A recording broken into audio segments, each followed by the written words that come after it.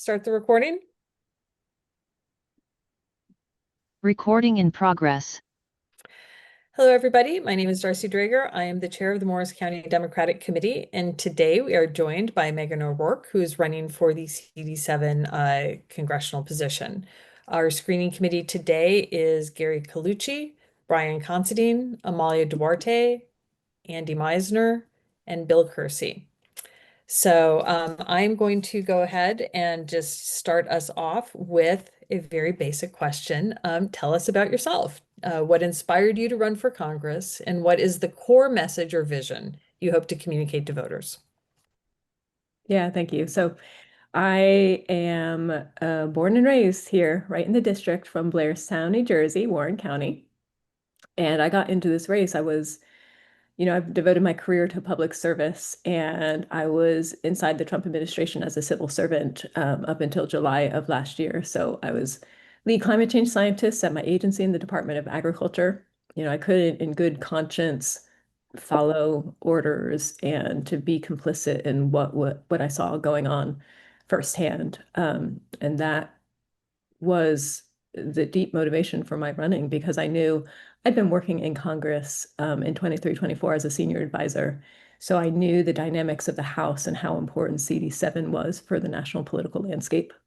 And I'm from here and I have the experience, and I know how to connect to the voters in the district, and that we needed the right person to be able to run, to ultimately be able to flip the seat. And I think, like so many of us, I was angry, but I was on the sidelines, and I wanted to do something, and this is what I can do, and I can be a funnel for so much of the anger and the frustration going on, because I believe that I will be effectively able to flip this seat for people here in the district.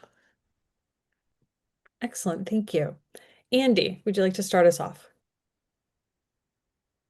Hey Megan, I hope you feel better. Oh, thank you.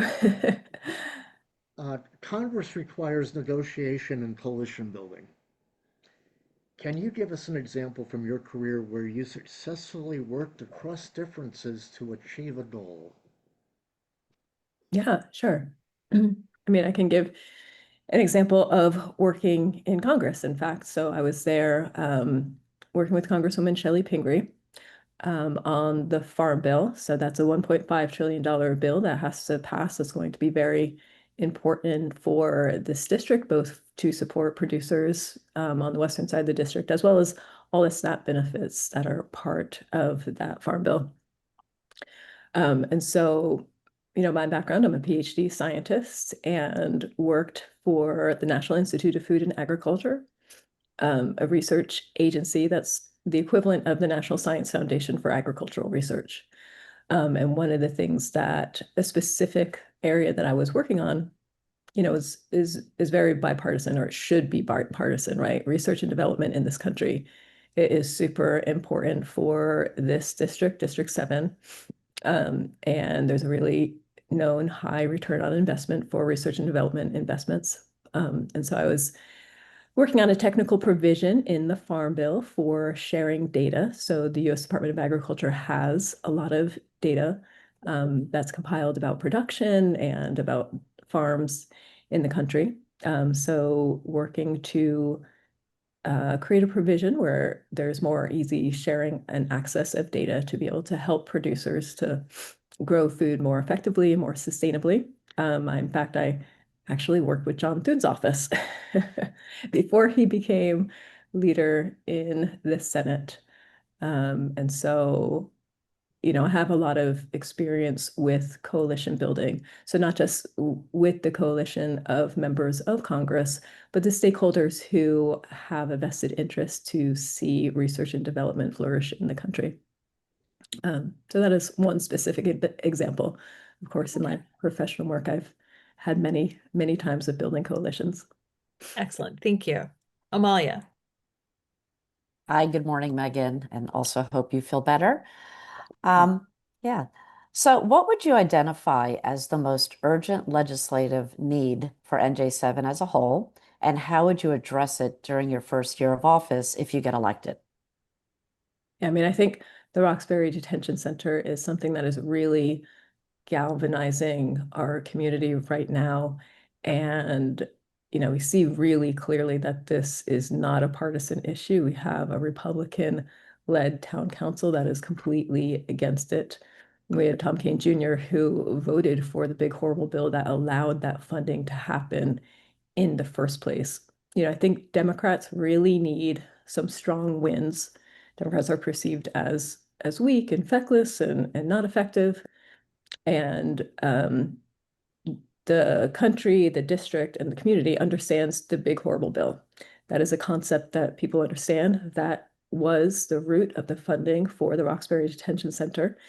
It was passed through the reconciliation process, which meant that it was able to pass with a simple majority vote. And that is when we sweep the House and the Senate, that is what we need to rescind in order to cut off the funding fundamentally and stop the detention center from going from opening and having impact here. Excellent. Thank you. Bill. Yes, I think, good afternoon, Ms. O'Rourke. I think Ms. O'Rourke has already spoken some of the issues that I was having that affects the Morris County portion of the district. Ms. Duarte was talking about the district as a whole. But what can you address that might be just Morris County specific other than the ICE facility in Roxbury? Yeah, I mean, for the past year, I have been attending various town meetings, the Democratic town meetings, and listening to what people are saying. I think the affordable housing issues and the Mount Laurel doctrine and the way it is playing out across the state, but specifically in Morris County, it is really an important issue. And I say that also as a PhD scientist and environmentalist, knowing that Morris County is in the headwaters. And how do we balance the need for affordable housing, the Mount Laurel doctrine, and the important issues of groundwater protection and environmental conservation? So, I mean, I think the problem that I'm seeing and I'm hearing is that developers are coming in and dictating how the affordable housing mandate is going to happen. And they're coming in and they're only building like 15% of the housing is actually affordable. So they're overbuilding for the areas. They're not getting the buy-in of the local communities and working in cooperation.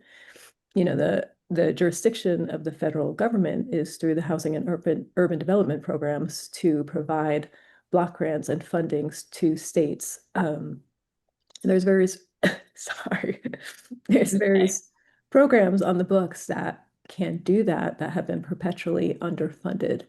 And I talked about this in my screening questionnaire, but to prioritize these block grants, tie them to the environmental priorities that are in Morris County for the protection of groundwater in order to develop at an appropriate rate for the county. And just quickly, a follow-up on the Gateway project, which affects Morris County. Yeah. Yeah, I have grew up here, man. Traffic and getting over to the city, and is it going to take an hour to get someplace? Is it going to take 2 hours to get to someplace? And I mean, the Trump administration, we see this again and again and again. I was on the front lines in his administration and saw really clearly the punitive retribution bullying tactics that he uses, wielding the executive branch power. But he should not have the power of the purse. The Congress should have the power of the purse. And thank goodness Mike Sherrill is going head to head with Trump and challenging his shutdown of that work. And I mean, obviously it's affecting so many jobs, it is affecting transportation. It is something that we cannot sit idly by and let happen. Obviously, in Congress, I will not be quiet about that issue. Excellent. Thank you. The next question is about electability and campaign strategy. As you know, NJ7 is a challenging electoral landscape. It's a competitive mix of suburban, conservative, leaning communities, and Tom Kean will have the advantages of incumbency and fundraising. So we would love for you to just take a few minutes to describe your overall strategy for building a campaign that's capable of winning the district. And you can touch on anything from organizational strength to fundraising to how you're going to leverage local support within Morris and across the district. Just help us understand how you think you would win. Yeah, I mean, ultimately, it's about electability, and I'm a scientist and I analyzed this race and I did my due diligence learning about everybody in this race.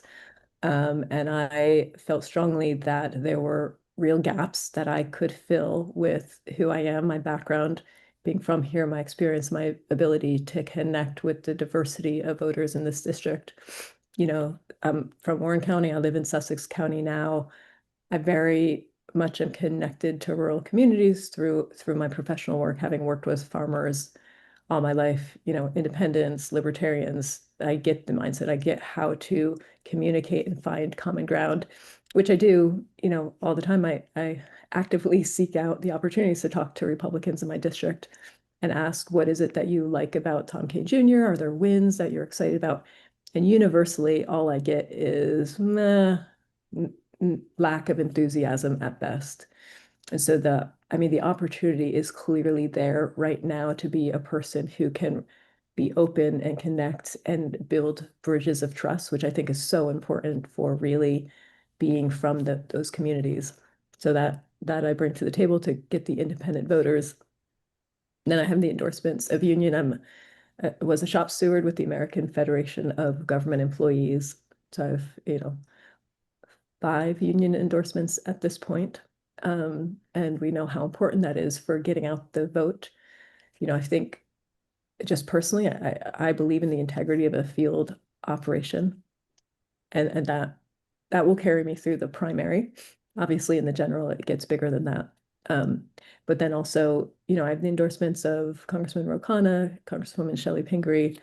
I have progressive values, and I have those because of the way I grew up. I've used Medicaid, I've used food assistance. I know how important these programs are for the investment in the next generation. And well, frankly, I know the pros and cons and the pitfalls and the bureaucracy of them from a place of experience in a way that so few elected officials actually understand.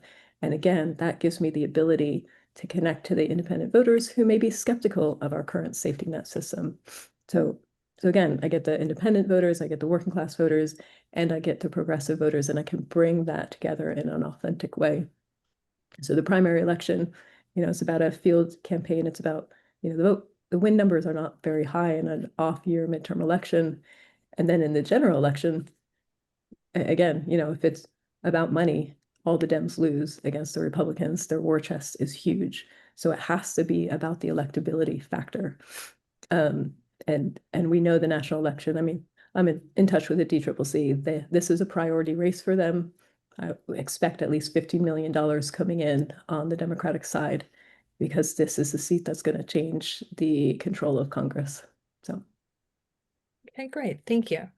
Um, Over to you, Gary, with our next question.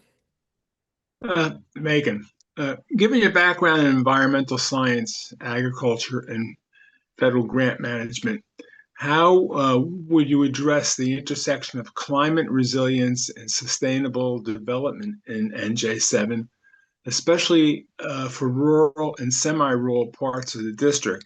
And I might add, in light of the Trump administration's view of all that. yeah, I mean, I think immediately of the energy prices and sustainability, right? I mean, climate change, he's pulled us out of the UN climate change negotiations, which I was part of professionally in my career, pulled us out of the National Climate Assessment, which I was an author of.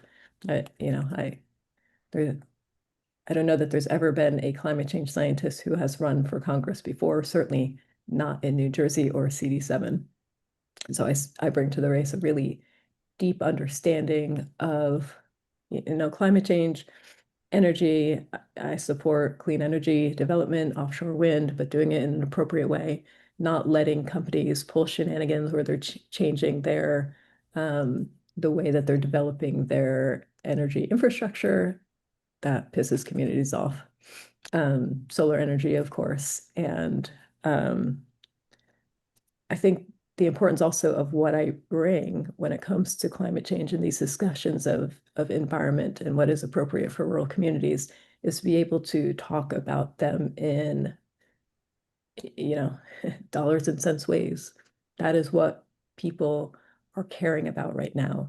So it's dollars and cents, and then it's health, because we have some serious water pollution problems. We have Superfund sites all dotted across the district, and then we have the climate change. And so infrastructure we are seeing is a huge issue when it comes to climate change too. So I think the two top things when it comes to sustainable development, climate change, rural communities are the energy prices and the infrastructure, and making sure that we are not going to be swept away in floods, you know?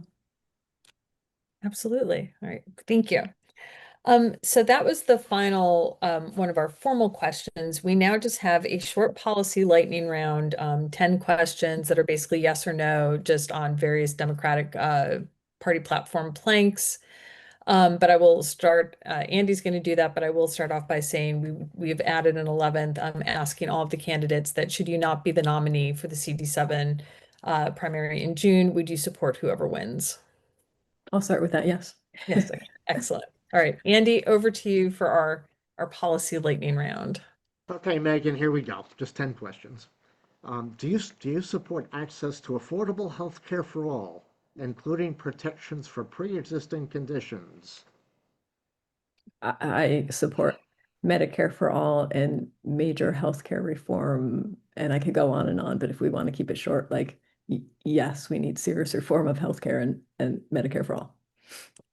Do you support policies that promote racial, gender, and LGBTQ plus equity? Yes, I mean, part of the impetus for leaving the Trump administration was the outright assault on all things DEI that I could not tolerate. Do you support policies to address climate change and expand clean energy? Well, I've devoted the last 20 years to that, so yes. Do you support reproductive rights, including a woman's right to choose? Absolutely. Do you support protecting and expanding voting rights? Yeah, I mean, the assault Do on you voting support? rights is, sorry, I That's just okay. am very adamant about that because I've had a bunch of discussions with my Republican, you know, neighbors and people I grew up with, and there's a total misunderstanding on Fox News about what this assault is about. And so being able to explain that, frankly, actually makes sense to people. It just isn't out there on Fox News, so we have to connect. Do you support comprehensive immigration reform, including a pathway to citizenship for undocumented immigrants? Yes, I think it's disgusting that the Trump administration uses humans and human rights as wedge issues in this country. Do you support federal investment in public education and affordable higher education? Yep, I was a tenured professor and I saw the mess from the inside. Do you support policies to protect Social Security, Medicare, and other essential programs for seniors? Yep, and we need reforms, tax reforms to pay for it and ensure the viability long term. Do you support investment in broadband infrastructure and digital access to bridge the technology divide? Yep, given that I live in Sussex County and drop signal all the time, yes. Last one, do you support federal initiatives for disaster resilience, climate adaptation, and infrastructure modernization? Yeah, and again, that is what my career has focused on for a long time now. That's what we have. Thank you. Okay, I'm going to go over to Brian for our closing question before I open it to the floor for our screening committee to ask any additional follow-ups. Hi, Brian. Megan. So this is probably the hardest question. Uh-oh. Campaigning is very, very hard work. What about it makes you happy? Oh, well, I'm sick right now, so that's the hard work reflection. The happy part is I truly feel like this is the most patriotic thing that I could be doing right now. I have no doubt that what I am spending my time on, while it is hard, while it is long hours, is absolutely worth it because our country is worth it. So the fact that we will change the world from CD7 um, keeps me going every day. Excellent. All right. Do we have any follow-up questions or any additional questions from our screening committee? Andy, I see your hand. Megan, amongst the many different endorsements that you've gotten, one of the most intriguing I find is the one from Representative Ro Khanna. And I've heard Ro speak a number of times, and obviously he represents the highest technology companies in the world, but he's also a leading voice on the progressive side, and he partners, as we know, famously with people across the aisle. So, what is it that was attracted? How was it that he became to endorse you? Was it your personal story, your authenticity, the relationship you've built in Congress? Tell us a little bit about that. Yeah, I mean, I think all of the above. It's interesting because I am the most recent one in this race, and soon after I entered the race, his team approached me and reached out, and I was like, "Oh, yeah, I'll talk to you."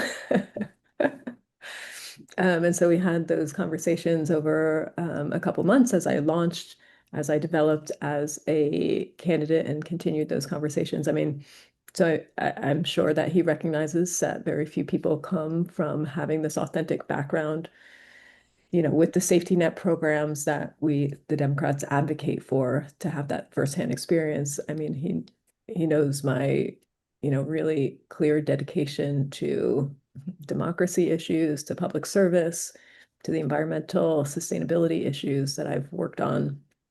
And I think the clear ethics and transparency that he advocates for, obviously with the Epstein work, that is reflected in who I am as we've built that relationship between our teams. I believe he recognizes in that and believes I bring that to the table in a way that people are sick and tired of the same old politicians, and I am not the same old politician. Um, yeah, and I will say too, as a PhD scientist and the first woman in Congress with a PhD in a scientific field, AI and technology is some of the biggest issues that are facing this country, and we do not have enough people in Congress who can handle those technical issues. And so having more people with the experience that I have to provide these safe guardrails that we need is really, really important right now. Thank you. Anyone else? Yes, Ms. O'Rourke, what is the breadth of your campaign organization and your resources? Yeah. So we've built out, I think, a pretty typical congressional campaign. We have our manager, deputy, field organizers now in the different parts of the district.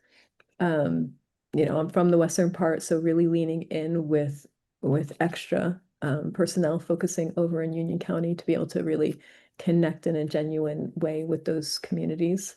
So we are building out Monday evening. We're having our volunteer organizer launch. We're going to get out there. We're going to start really connecting with voters soon. And the fundraising is strong. We feel really good that we have both the plan and the means to execute that plan. And how about Morris County?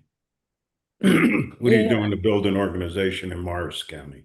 yeah, we have a staff member who's our lead volunteer coordinator right there in Morris County. So, yep, we have a specific field organizer and volunteer lead right in Morris County. Excellent. All right. Does anyone else have anything? All right. Megan, what would be the final thought that you would like to leave the screening committee with as we wrap up the process here?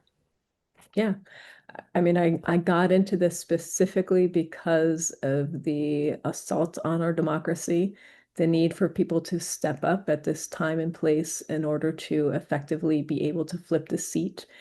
And I am sure I'm not the only one who noticed that there were no New Jersey heavyweight political people who stepped up to the plate here in New Jersey District 7. And the field was, I believed, was not strong enough to be able to do what needed to be done to flip it.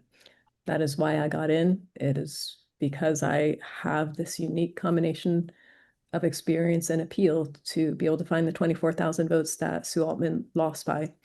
And that is what we need right now to defend our democracy. It is all about that to me, and that is my passion. And to be able to serve and to hit the ground running in order to hold the seat, so it does not flip-flop back and forth. The honor of being able to do the constituent services that people need is just something that I have done, is something that I understand and that I take seriously. And I'm frankly disgusted that we have someone who does not seem to care about his own district right now. Great. Thank you so much for joining us. I hope you go and have a hot tea with a little bit of lemon and honey. I don't know Thank if you. you're my mom, you put in a slug of bourbon as well, but it's medicinal. I was always told it was medicinal. Thank you so much for joining us. And we look forward to seeing you at the nominating convention on March 22nd. Thank you for your time. Appreciate it.